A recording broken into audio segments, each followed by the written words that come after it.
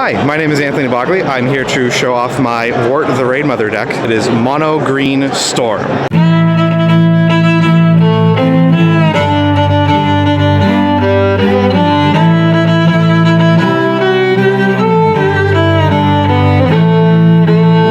The goal of the deck here is to make a bunch of tokens, draw a bunch of cards, storm off, and win by hurricaning everyone. I have altars that are done here by Ryan Peneth of CCO Podcast. Beautiful ward here. All right, so let's get started here. First thing we want to do is to make tokens. We have Skewed Swarm. Skewed Swarm makes a bunch of tokens whenever you play lands. We have a couple cards that will make X tokens for X green mana. Being Sylvan Offering will make X plus 1, technically. Pest Infestation makes X, but you have to pay for double X. Awaken the Woods will make X 1/1s that conveniently are also have the ability to tap for mana. Other things that make tokens, we have Avenger's Zendikar, makes tokens equal to the number of lands you control. Beacon of Creation puts a shit ton of insects into play. Shadowstorm makes a bunch of squirrels for however many cards you cast this turn.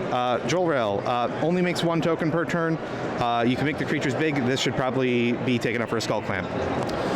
Next, we need to give those creatures ways to tap for mana. The main ways of doing that here are going to be with Cryptolith Rite, which just straight gives them the ability to tap for mana. Citadel Hierophants will give them also the ability to tap for mana. Jaheira only gives our tokens the ability to tap for mana. And Song of Release is the worst of these effects because it's only the tokens that you have when you play it, but it's still pretty good. Next, we need to give those creatures haste because we're making a bunch of tokens in one turn. We have multiple ways to do that. One of them is 1,000-Year Elixir. We can tap them as though they had haste. Tyrant Smasher will just straight up give our creatures haste and has the ability to look at the next card. Touch of Vitae only does it on 1 creature, but there is really only 1 creature that we want to target it with. This is also a beautiful altered Touch of Vitae done by myself here. This also lets a creature untap. Next, we have things to draw a bunch of cards that we can copy with Wart easily with Conspire. Abundant Harvest gets us either a land or a non-land card of our choice. Charge Through, 1 mana cantrip. Glimpse of Nature, whenever you cast a creature, draw a card. Elvish Visionary draws a card on enter. Manamorphose, with an extension done by Ryan Peneth of CCO Podcast. Add 2 mana, draw a card. It can be add 4 mana, draw 2 with Wart. Benefactor's Draught also untaps our creatures, and you also draw a card. Explorer, draw a card, you can play a land. Scale the Heights, underutilized, I think. Gain 2 life, you can play additional land, draw a card, and you also get a counter on a creature. Verdant Rebirth, a good way to protect a creature, plus draw a card. Wall of Blossoms, draw a card. Elvish Visionary, creature, draw a card. Those are the easy cantrips. Next up are the ways to draw, either do sorts of card advantage or draw more cards. Path of Discovery, whenever a creature enters, you explore. This will trigger for each of our tokens that enter. Natural Order just gets us a creature. Can easily get us something like Avenger's Zendikar, or it can get us something like Regal Force to draw us a bunch of cards. Shamanic Revelation draws for each creature we control. Harmonize, just straight draw 3 cards. Collective Unconscious, draw for each creature you control, and then Regal Force. Other than that, we have some other just generic decent cards. Weather the Storm will gain 3 life, draw a card. I'm sorry, not draw a card. Weather the Storm will gain 3 life and copy for each spell we've cast this turn. Twinning Staff, when we copy a spell, we copy an additional time. Heroic Intervention, this is an altar done by me, will just protect our stuff when we need it to. Next up, we have ways of recurring our stuff. One of the first of which is Eternal Witness. This is an altar done by me.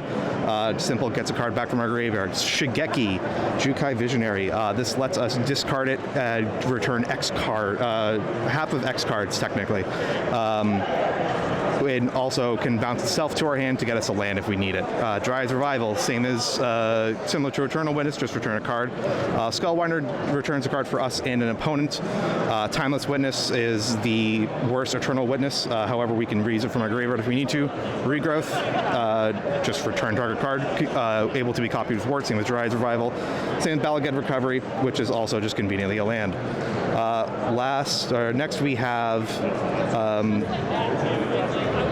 Next we have our just cards to give us more mana. First of which is Sol Ring, Altar done by me here. Harrow gets us 2 lands. Nature's Lord gets us 1 land. Sky Sharkleheim gets us 2 lands. Gaia's Touch lets us play an extra forest, and we can sack it for mana later. Summer Bloom lets us play 3 additional lands. With copy of this Wort, you can get us 6 additional lands. When we're drawing a bunch of cards, we can just dump lands into play, make more Scute Swarms, and keep going from there. Vitalize untaps all of our creatures. If our creatures start tapping for mana, this gets us way more mana. Early Harvest. Target player untaps all basic lands he or she controls. This will... 1 is an instant, 2 can be copied with Wort to untap all of our forests, and then we can tap them again. Crop Rotation can tutor for a land, can get an extra 1 if we copy it with Wort. Other Spirit Guide just gives us a free mana for nothing. Emerald Medallion makes our green spells cost less. Magus of the Library, I think, is kind of underutilized. If you have 7 cards in it, you can tap with a draw card, or just a mana dork. Circle of Dreams Druid. This is the card that we want to cast Touch of Vitae on. This is a Gaia's Cradle stringed to a creature. And Touch of Vitae will also give it haste as well. Lets us immediately tap for a bunch of mana. Next up is just kind of the generic removal suite. First off, Return to Nature, or removes an artifact or enchantment with an altar done by me. Slice and Twain destroys an artifact or enchantment, and also cantrips. Force of Vigor will just destroy 2 artifacts or enchantments. Beast Within will destroy a permanent. Song of the Dryads turns a permanent into a forest and just makes it so we don't have to worry about it anymore. Next up, we have the things that were our finishers for the deck.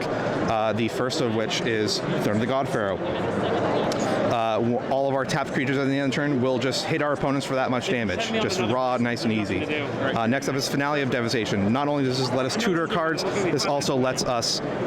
This also can pump up all of our creatures and give them haste if we don't have the ability to otherwise.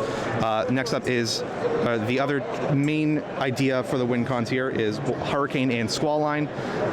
Both of these are altars done by Ryan Paneth of CCO Podcast. Hurricane is X to each creature flying and each player. Squall Line is Hurricane for additional green, and but it's an instant. Does the exact same thing, deals X damage to each creature with flying and each player. That's the gist of it. The rest of it is just a land base here.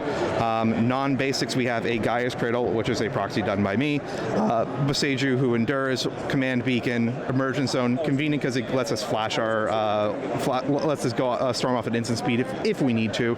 Boseiju shelters all, protects a spell. War Room lets us draw extra cards if we need it, and the rest is forests, all basic forests. The more forests we have, the more mana we can get off of things like Early Harvest and all that. And that is my Wort the Raid Mother deck. Mono Green Storm.